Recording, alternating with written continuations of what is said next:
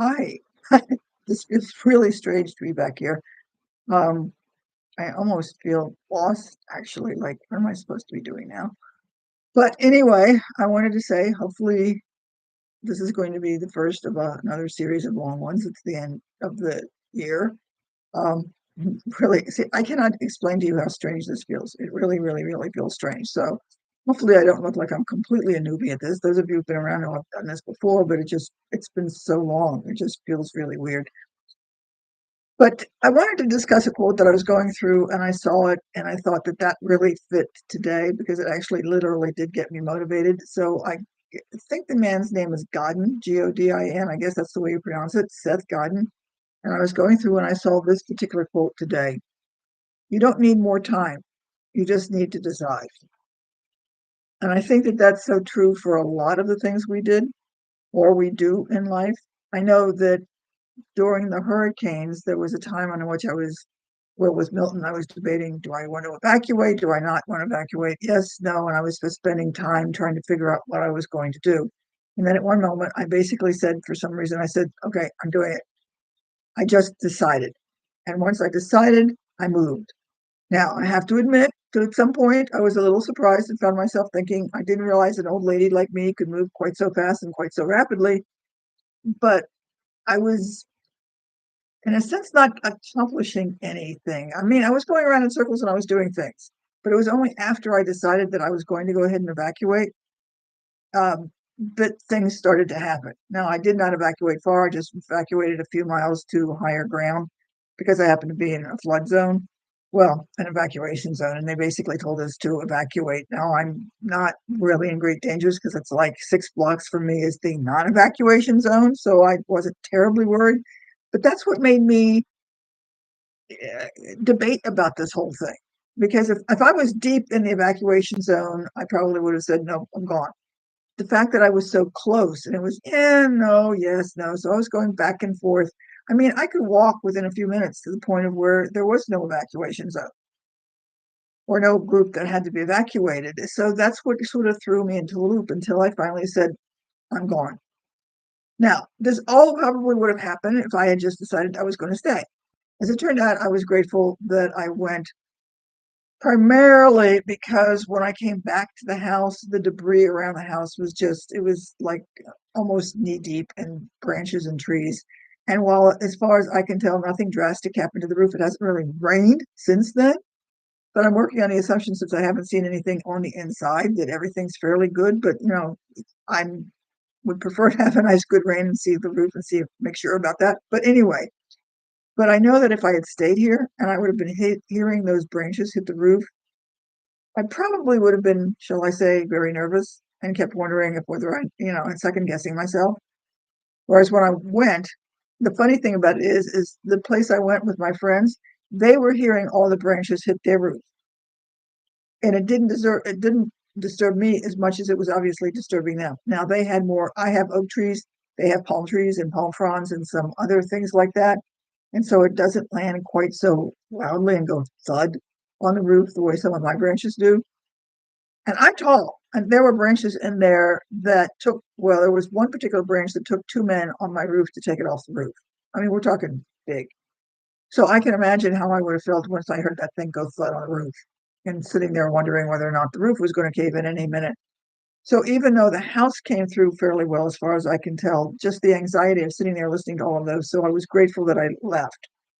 So again, if I had stayed, I probably would have been up all night listening to those things. I probably would have come through it fine. But the issue here is that once you make a decision, then you're more likely to do something and more likely to move. And once you make a decision, generally speaking, people, at least in my experience of what I've seen, is once people make a decision, they tend to be more satisfied with the decisions they've made. We tend to be less satisfied when we sort of equivocate and we end up sort of making a decision, not because we made a decision, but because we ran out of time, so to speak. If you're debating about doing something like studying for something or doing something until you walk into the classroom, once you walk into the classroom, you're out of time, so you don't have the chance to do much of it anymore. But if you decided to do something before you got to that point, it's a very different kind of decision. Does that make sense? So I'm going to try and use this or give you this as an example for you to think that when you're debating about something, should I do this? Should I do that? Do I need to do this? Do I need to do that? It may not really matter exactly what decision you make. The thing that's going to matter most is that you make a decision. Now, some of you may quibble and say it doesn't, what you decide may or may not matter. I understand where you're coming from on that, but I think the issue is more the fact that if you're equivocating and you never really make a decision, then you spend a lot of time and maybe the rest of your life wondering, should I have done this? Should I have done that? Should I have done this? Should I have done that? If you make a decision, I mean make it. I mean just say, okay, I don't care. I'm just going to go ahead and this is what it is. And you make it, then we tend to, as humans, think in terms and find all the reasons to say that we made the right decision. Like in my case, I said, as I've already explained to you, I don't think I would have been really thrilled with the idea of listening to everything hit the roof all night during the storm. So I was grateful that I went. So now I'm looking at it saying I made the right decision. Once we tend to make a decision and we say, okay, I made it, and we see the benefits of that decision, we go on from there and we make other decisions and do things based on the decision we've made. When you haven't made a decision and you're equivocating, you're going back and forth and back and forth and back and forth on pretty much everything. So that when you, in a sense, create a self that doesn't decide, that sort of puts you into a position of saying, I'm a person who doesn't decide. And then where do you think you're going to be? You're much more likely to get someplace, wherever that someplace is going to be. And it most likely is going to be someplace successful if you get to know yourself as somebody who makes decisions. Does this make sense? That yes, there are going to be decisions that don't turn out quite right. Think in terms of those decisions and say, okay, what about this decision could I have done differently? What's the lesson I need to learn from this decision? Because you're going to learn a lesson from every single decision you make, regardless of what that decision is.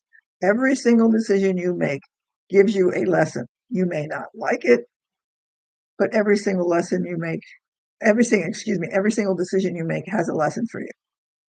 So if you think of the good lessons and the bad lessons, and then you can improve your decisions in the futures. So if you decide you're going to quit your job, what do you learn from that? Did you quit it on the spur of the moment? And maybe you should have done some more research. Did you take too long to do it and you miss a good opportunity because you waited too long to make that decision? What was the lesson you had to learn about it? So make a decision, think in terms of what you have to learn from those lessons, and go through and apply them to your future decisions. Because I think you'll start finding that life will turn out more in the direction you want when you make decisions about what you want. Because how can the life turn out to be what you want if you don't make decisions? If you're equivocating and going back and forth, should I do this? Should I do that? Should I do this? Should I do that? How does the life turn out to be something that you want? Because you're not creating a solid picture of what you want. You only start creating that picture when you make a decision to go ahead and I'm going to do this. I'm going to get that car. I'm going to take this class. I'm going to get this job, whatever.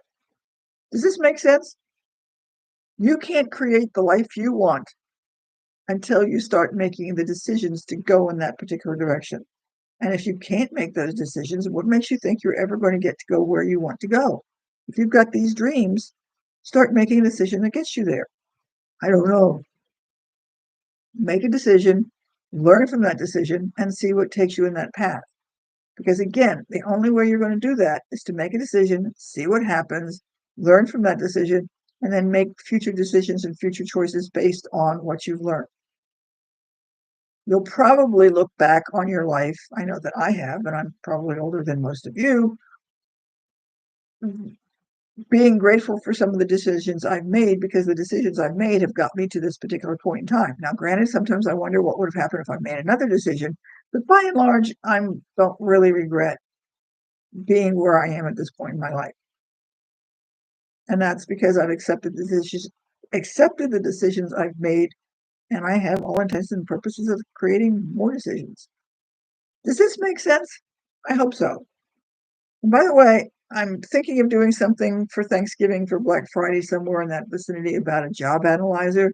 I will give you more information that comes along. Now, this is not going to be something that's going to say this is the job you should take, but it's going to say more about the kinds of things that you want and that will make you happy with a job. Because I contend that the job title won't make a big difference.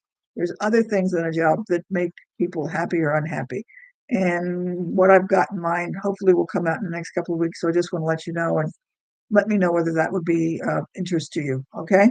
So with that, hopefully we'll get back on some kind of regular basis here because I'm still sort of picking up after the storm, but hopefully things are falling together. So we will see you later, and I hope you have a good week and make a lot of decisions. We'll see you later. Bye.